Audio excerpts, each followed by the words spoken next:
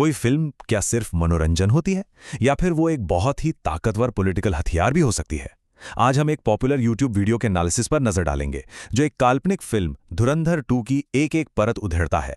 यहां सवाल यह है, ये आर्ट है या प्रोपेगेंडा? चलिए इसके पीछे की तकनीकों को समझने की कोशिश करते हैं। तो देखिए, इस पूरे एनालिसिस की शुरुआत ही होती है एक बहुत ही, कह सकते हैं, धमाकेदार और विवादास्पद दावे से। सोर्स का सीधा मानना है कि ये फिल्म सिर्फ एंटरटेनमेंट नहीं है, बल्कि एक पॉलिटिकल पार्टी का सबसे महंगा चुनावी ऐड है। अब ये एक बहुत ही सीरियस आरोप है, और यही वो बेस है जिस पर आगे की पूरी पड़ताल टिकी हुई है। तो सवाल ये उठता है कि एक फिल्म और एक विज्ञापन में आखिर फर्क क्या है? सोर्स के मुताबिक इसका जवाब फिल्म के डिस्क्लेमर में ही कहीं छुपा हुआ है, और वो इसे एक लीगल चीट कोड का नाम देते हैं। यहाँ पर बात बड़ी दिलचस्प है। ये जो लाइन होती है ना, सच्ची घटनाओं से प्रेरित, ये फिल्म बनाने वालों के लिए एक कानूनी ढाल की तरह काम करती है। सोर्स का कहना है कि ये जानबूझकर ऑडियंस को कंफ्यूज करने का एक तरीका है, जिससे सच क्या है और कल्पना क्या, इसके बीच की लाइन ही मिट जाए। चलिए अब देखते हैं कि सोर्स के हिसाब से पहली प्रोपेगेंडा टेक्निक क्या है।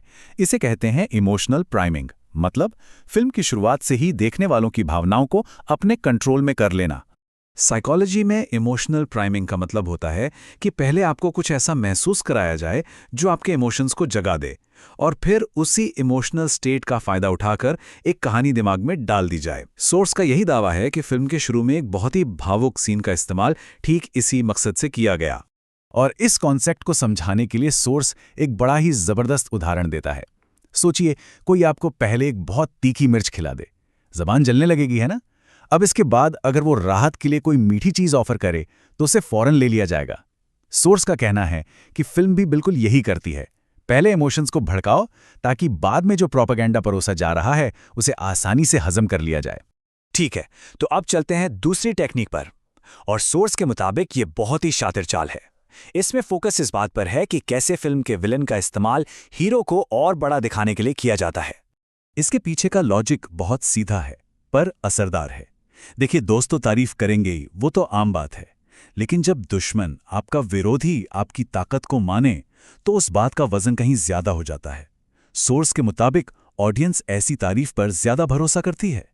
और फिल्म में इसका एक सीधा साधा उदाहरण है।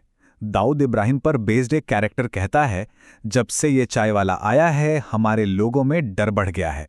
अब सोचिए, जब दुश्मन के मुंह से ऐसी बात निकलती है तो यह प्रधानमंत्री के किरदार को और भी ज्यादा पावरफुल बना देती है। अब हम इस एनालिसिस के उस हिस्से में आ गए हैं जहां सोर्स फिल्म में किए गए दावों की सीधी टक्कर पब्लिक रिकॉर्ड्स और असल डेटा से कराता है। अच्छा, तो फिल्म में एक सीन है जहां दिखाया गया है कि अमेरिका 2014 में मोदी के प्रधानमंत्री बनने के खिलाफ था, लेकिन सोर्स यहां सबूत पेश करता है कि चुनाव के नतीजों से महीनों पहले ही अमेरिकी राजदूत ने गुजरात जाकर उनसे मुलाकात की थी। मतलब अमेरिका तो पहले से ही उनके साथ काम करने की तैयारी कर रहा था। अब आते हैं नोटबंदी पर। फिल्म इसे दिखाती है एक मास्टर स्ट्रोक की तरह, जिसका मकसद था नकली नोटों को सिस्टम से बाहर करना। लेकिन सोर्स यहां फिर एक यादगार मिसाल देता है। वो इस कदम की तुलना करता है घर में एक चूहा पकड़ने के लिए पूरे घर में आग लगा देने से। नोटबंदी को जस्टिफाई करने के लिए फिल्म एक बहुत बड़ा आंकड़ा सामने रखती है, 60,000 करोड़ रुपए की नकली करेंसी। ये नंबर इतना बड़ा है कि इसके सामने कोई भी कड़ा कदम सही लगने लगता है ना?